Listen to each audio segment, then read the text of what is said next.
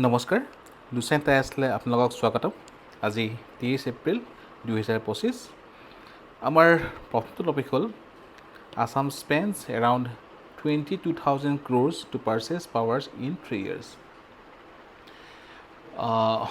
আমাৰ অসমৰ যিখিনি power demand that is around 2800 megawatt এই বছৰৰ মতে whereas আমাৰ জেনাৰেশ্যন হয় only around 400 megawatt that means আমি only around 15% বাট তাতকৈ অকণ বেছিহে আমি জাষ্ট প্ৰডাকশ্যন কৰি আছোঁ বাকীখিনি আমি বাহিৰৰ পৰা কিনি আছোঁ আৰু যেহেতু আমি বাহিৰৰ পৰা কিনিব লগা হৈ আছে তো ইয়াতে আমাৰ ৰেভিনিউ ক্ষেত্ৰত বহুত বেছি ইম্পেক্ট কৰিছে চ' লাষ্ট 3টা বছৰত আমি 22,000 টকা খৰচ কৰিছোঁ to purchase power so' it is very essential যে আমি পাৱাৰ ছেভ কৰিবৰ কাৰণে যত্ন কৰিব লাগে নাও যদি আমি চাওঁ যে পাৱাৰৰ ক্ষেত্ৰত আমাৰ মেইন প্ৰব্লেম কি হয় আমাৰ মেইন প্ৰব্লেম হ'ল যে যিকেইখন ৰিভাৰ আছে আমাৰ স্মল হাইড্ৰ' পটেঞ্চিয়েল আছে ভালে এইখনত অ'কে ইনফেক্ট 2012 চনত আমাৰ 5খন ৰিভাৰৰ কাৰণে স্মল হাইড্ৰ'ৰ কথা কোৱা হৈছিলে বাট সেইখিনি এতিয়ালৈকে ভালেখিনি ৰিজনৰ কাৰণে ইমপ্লিমেণ্ট নহ'ল অ'কে যদি আমি চাওঁ এতিয়া আমাৰ কি চলি আছে এটা হ'ল স্কিমৰ ক্ষেত্ৰত দীনদয়াল উজ্জ্বলা গ্ৰাম জ্যোতি আমাৰ চলি আছে তাৰ বাহিৰে যদি আমি ডেভেলপমেণ্টৰ ক্ষেত্ৰত চাওঁ integrated power development scheme Assam power sector enhancement investment programme it is funded by Asian Development Bank ইয়াৰ বাহিৰে north eastern region power system improvement scheme এইটো হ'ল ৱৰ্ল্ড বেংক ফাণ্ডেড স্কিমছ আৰু যদি আমি প্ৰজেক্টবোৰৰ কথা চাওঁ নামৰূপ ৰিপ্লেচমেণ্ট পাৱাৰ প্ৰজেক্ট এইটো হ'ল গেছ প্ৰজেক্ট হয় চিমিলাৰলি লাকুৱাটো গেছ প্ৰজেক্ট হয় Myntriang small hydro' project Namrup thermal power station ইয়াত around 120 megawatts Lakwa thermal station 157 megawatts Karbi Langpi small hydro' 100 megawatt আৰু মিনট্ৰিয়াং হাইড্ৰ' ইলেক্ট্ৰিক প্ৰজেক্টছ তো এইখিনি হ'ল আমাৰ পাৱাৰ প্ৰজেক্টছ ইয়াৰ বাহিৰে আমাৰ এডিশ্যনেল যিমানখিনি দৰকাৰ হয় ডেট ইজ এৰাউণ্ড আমাক 2400 এডিশ্যনেল মেগাৱাট দৰকাৰ হয় সেইখিনি আমি বাহিৰৰ পৰা কিনি আছোঁ অ'কে আৰু পাৱাৰ কিহৰ কাৰণে ইম্পৰ্টেণ্ট চাওক ৰিচেণ্টলি অসমত advantage Assam 2 okay investment summit আমাৰ ইয়াত পাতিছিলে ইনভেষ্টমেণ্ট যেতিয়া আহিব লেটছ চে TCSে হওক বা CTSে হওক বা ইনফ'চিছে হওক চ' দিজ আৰ দ্য IT কোম্পেনীজ যাৰ কিছুমান প্ৰগ্ৰাম 24 আৱাৰ্ছ ৰান কৰে অ'কে যদি পাৱাৰ ক্লেটাৰ্ড হয় এটচেট্ৰা তেনেহ'লে তেওঁলোকৰ সেই এগেইন ৰিষ্টাৰ্ট কৰিব লগা হয় অ'কে ইয়াৰ বাহিৰেও নট অনলি দ্য প্ৰগ্ৰামছ যদি আমি মেনুফেকচাৰিং কথাও যদি চাওঁ তেনেহ'লে যদি তেওঁলোকে ছাফিচিয়েণ্ট পাৱাৰ নাপায় তেনেহ'লে ডেফিনেটলি প্ৰডাকশ্যনত ইম্পেক্ট কৰিব আৰু সেইটো কাৰণে আমাৰ কাৰণে power sector is very important for the economy to grow' the power sector is very important আৰু সেইটো কাৰণে আছাম গভৰ্ণমেণ্টে এতিয়া ৰিচেণ্টলি ছ'লাৰৰ পিনে যিহেতু আমাৰ ছ'লাৰ পটেঞ্চিয়েল ভালেখিনি আছে সেইটো কাৰণে আমাৰ ছ'লাৰ পাৱাৰ পিনে আমাৰ গভৰ্ণমেণ্টে বিভিন্ন ইনিচিয়েটিভ হাতত লৈছে next topic is the cost of tampering with Guwahati's natural topography so' গুৱাহাটীত এৰাউণ্ড 18খন আমাৰ পাহাৰ আছে হিলছ আছে আমি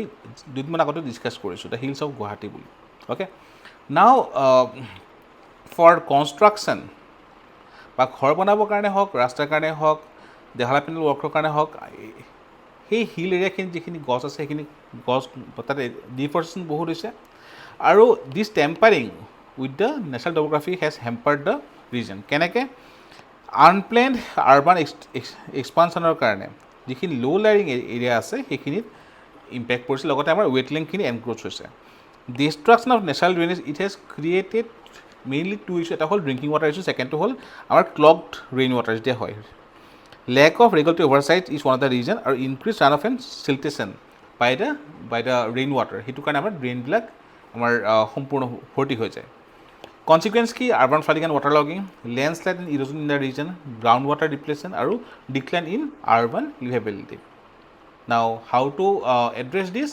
in 2024 Assam government spoke about NBS or nature based solution for the Guwahati region যিখিনি ৱেটলেণ্ড আছে নতুনকৈ ৱেটলেণ্ডৰ কাৰণে এক্ট এখন অনা হৈছে ৱেটলেণ্ড এক্ট তো সেইখিনি ৰিজুভিনেশ্যনৰ কাৰণে গভৰ্ণমেণ্টে এতিয়া কাম কৰা আৰম্ভ কৰিছে The next one is India-Pakistan border surveillance. So entire Pakistan border to be covered with electronic surveillance system in 4 years. So what are the key surveillance technologies deployed in India? Eta hol laser walls and laser fencing. These systems use infrared and laser beam intrusion detection to cover gaps where physical fencing is difficult. Let's say river ওচৰত okay তাত physical fencing হ'ব নোৱাৰে তো এইখিনি জায়গাত আমাৰ কি use কৰিব laser walls and laser fencing. Electronic surveillance systems India is developing 2 models which will integrate sensors, networks, intelligence and command control solutions. Layered security system য'ত থাকিব 3-tiered fencing, flood lighting sensors আৰু thermal imagers. Next to whole use of drones and tunnel detection technology along with long range reconnaissance and observation systems for real time imagery. আৰু যদি আমি গভৰ্ণমেণ্টৰ initiative কথা কওঁ এটা হ'ল CIBMS or Comprehensive Integrated Border Management System 2016 to improve citizenal awareness through technology and intelligence integration. Border Infrastructure and Management Scheme BIM, a central sector scheme that aims to implement border infra such as border fence, border flood, etc. Bold QIT বা Border Electronically Documented QRT Intercept Technique under CBMS. তো recently আমাৰ Dhubri district আৰু install কৰা হৈছে. So next topic is Afforestation in Assam. So 420 crores spent on Afforestation in 10 years. Despite large-scale investment in afforestation under the CAMPA Act, Assam has witnessed steady decline in forest cover as per as reported in the recent forest report. Okay, so over 420 crores spent in the last 10 years. The funds were largely sourced from State Compensatory Afforestation Fund by CAMPA. Approximately 15,000 hectares were covered. Survival rates only 65 to 75%. However, these rates are based on ocular estimates, raising concerns. Additional projects recently Govt of Assam এটা হ'ল Assam project on forest and biodiversity. এইটো recently APSC এটা এক্সামত সুধিছে. তো ইয়াত আমাক কোনে help কৰিছে? আমাক AFD কি হয়? AFD is a development agency of France. Similarly, আমাৰ আৰু এটা আৰম্ভ কৰিছে মই ইয়াত ইনক্লুড কৰা নাই এইটো হ'ল দ্য ট্ৰিজ আউটছাইড ফৰেষ্ট আৰু যিটো মোক হেল্প কৰি আছিলে USAID. অ'কে, এইখিনি প্ৰিলিমছৰ কাৰণে ইম্পৰ্টেণ্ট হয়.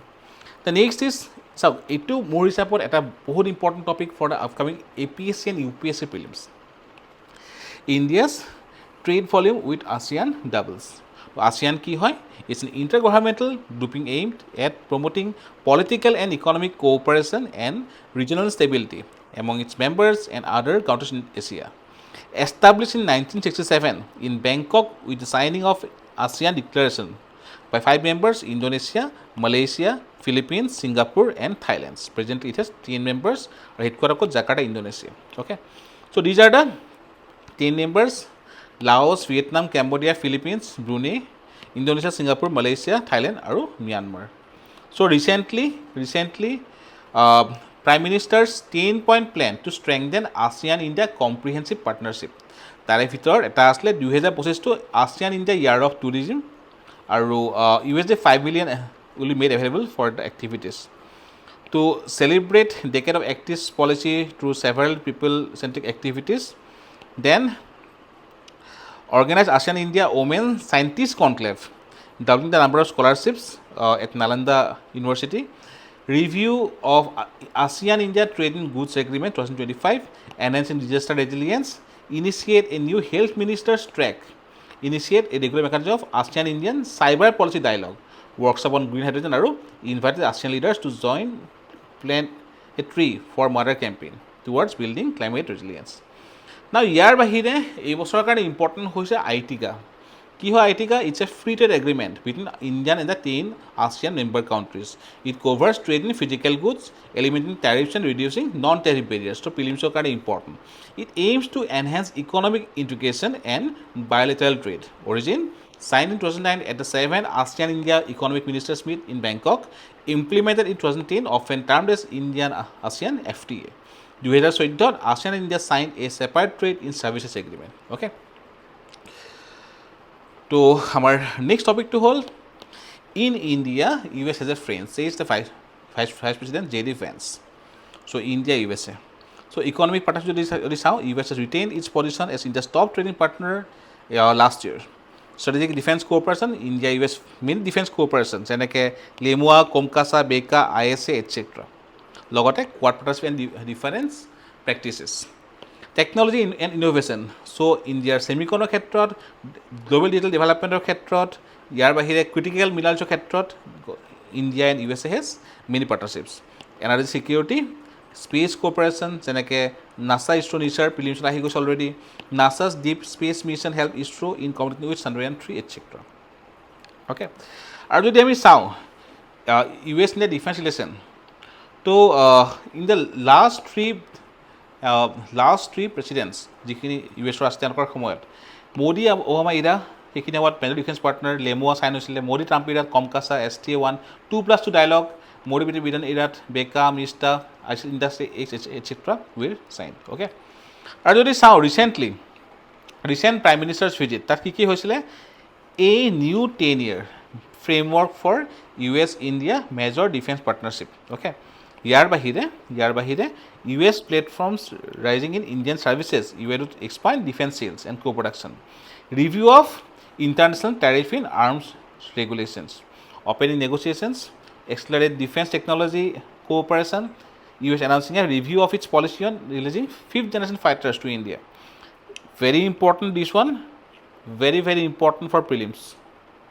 Okay, so the Autonomous Systems Industry Alliance, scale industry partnership and production in Indo-Pacific.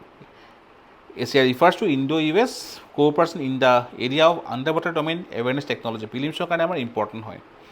US India Compact catalyzing opportunities for military partnership। Okay, আৰু pillar কেইটা আছে ডিফেন্স, ইনভেষ্টমেণ্ট আৰু ট্ৰেড। ইয়াৰ বাহিৰে mission 500 very important for prelims, aiming more than double bilateral trade to $500 billion by 2030. Okay, then energy security, US support for India to join International Energy Agency as a full member. Okay, because of Indian investment in US 123 civil nuclear agreement আমি recently already পঢ়িছোঁ। ইয়াৰ বাহিৰে launch of US India Trust Initiative প্ৰিলিমছৰ কাৰণে important again, which will catalyze government to government, academy and private sector collaboration. Forward a US India roadmap for accelerating AI infrastructure. Okay, then Indus innovation প্ৰিলিমছৰ কাৰণে important innovation bridge model after the successful Indus X partner platform. Okay, our launch of the strategic mineral recovery initiative very important for prelims. Okay, so these are very important for prelims 2024 APSC আৰু 2025 UPSC দুইটাৰ কাৰণে সমানে important হয়। The next topic is world's first particulate matter trading scheme in Gujarat cut pollution up to 30%. Fine study led by ex-Obama advisor. So ইয়াত কোৱা হৈছে the Emission trading scheme launched 2013 has successfully in controlling particulate matters emissions. So it is a world's first ever market for trading in particulate matter emissions. It is also India's first pollution trading scheme of any kind. The concept of it is first originated in US targeting sulfur dioxide pollution. Working mechanism, it is based on market linked cap and trade mechanism. মানে কোনোবা যদি লিমিটটো exceed কৰিছে, যোনে লিমিটটো exceed কৰে তেওঁলোকৰ পৰা বাই কৰিব, চ' যোনে এক্সিড কৰে they will get some finances. The approach has been used in Europe for greenhouse gases and China for carbon emissions. ETS uses continuous emissions monitoring systems devices for monitoring. Trading code hobo industry trade permits on a platform developed by National Commodities and Derivatives Exchange e-markets. Participating units are also required to submit an environmental damage compensation amount. Okay, so important for prelims. Next, RBI issued latest LCR norms. Okay, liquidity coverage ratio. So RBI has relaxed the liquidity coverage ratio norms by introducing a new requirement. যেটো ReLEx কৰিছে সেইকাৰণে আমাৰ এতিয়া মানে new মানি infuse হ'ব। Okay, so banks must now assign an additional 2.5% runoff factor to retail deposits accessible via internet and mobile banking services. LCR কি হয়? LCR is regulatory standard designed to ensure that banks hold enough high liquidity assets HQLA to cover their net cash outflow over a 30-day stress period. It acts as a financial stress test to protect against short-term liquidity disruption. Let's say পূজাৰ সময় আহিলে, পূজাৰ সময়ত সকলোৱে বেংকলৈ গৈছে, বেংকলৈ গৈ পইচা উলিয়াব কাৰণ পূজাৰ বজাৰ আছে, বাট সেইখিনি সময়ত যদি বেংকৰ লগত কেছ নাথাকে তেনেহ'লে কি হ'ব? বা লিকুইড কেছ নাথাকে বা লিকুইড যদি এছেট নাথাকে, তো তেনেহ'লে বেংকৰ ইছ্যু হ'ব। তো সেইটো কাৰণে দ্য বেচেল নৰ্মছ তেওঁলোকে কয় যে LCR বা লিকুইডিটি কভাৰেজ শুড বি দিয়াৰ। Origin LCR was developed by Basel Committee on Banking Supervision following the global financial crisis, proposed 2010, finalized in 2014. It primarily applies to large banks with over 250 billion in assets or 10 billion in foreign exposures. ALSER formula: high quality liquid assets by total net cash outflow for 30 days. High quality asset কোনবিলাক হয়? Cash and balances with RBI, government securities, etc. Okay. Next, India's finest rugby 7 talent assembles in Assam, or for the first time 12 senior national rugby 7 championship will be held in Assam. So prelims are important hoy. Next is fiscal slippage. Ki hoy? It's a situation when a government's actual fiscal performance deviates from its planned or targeted fiscal targets, usually resulting in higher than expected budget deficit. Ta mane jodi deficit koise 3.5 ভিতৰত থাকিব fiscal deficit, but for various reasons covid hok kiba hok etu bahi goi 4% হৈ গল. So that is a fiscal slippage. It can be due to reasons such as farm loan waivers, cutback in GST, VAT, etc. Okay. Next, mains are kind of important. Pahalgam attack. So it's a very sad incident yesterday. So India is a nation with a long history of grappling with terrorism, faces a unique set of challenges. Our Jammu Kashmir area, then like the recent Pahalgam incident, okay, then Naxal areas, etc. So terrorism hoy ki it's a deliberate and unlawful use of violence and intimidation, especially against civilians, to instill fear and achieve political, religious or ideological goals.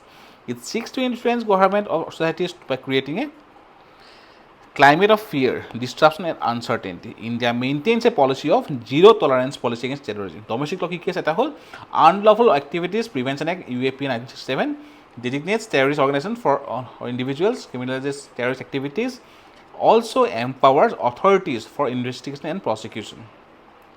National Investigation Agency Act 2008 establishes a central agency for investigation and prosecuting. Our framework ki ase National Security Council Secretariat oversees and coordinates national security strategy including counterterrorism efforts. Ministry of Home Affairs leads the domestic counterterrorism operation. NIA investigation and prosecutes major terror related cases. International agreement ki ase India is a signatory to various UN conventions such as Convention on Prevention and Punishment of Offences against internationally protected persons including diplomatic agents, International Convention against taking of hostages, International Convention for Suppression of Financing of Terrorism 1999. So India আমি এটা মেজৰলি আমি face কৰোঁ cross border terrorism. Okay, so recently Pahalgam attack, Pulwama attack, etc. Okay, then last year 𝐟𝐸𝐴 attack. So UN of এটা কি হৈছে internationally addressing UN high level conference on hates of counterterrorism, India recently extended 5-point formula. কি আসলে মেইনছৰ কাৰণে এইখিনি important দেই. 5-point formula কি হয়? Exchange of timely and actionable intelligence, prevention of misuse of modern communication through collaboration with private sectors, building capacities for improved border controls, sharing of info related to movement of passengers, designation of counter-terror focal points to fight global terror.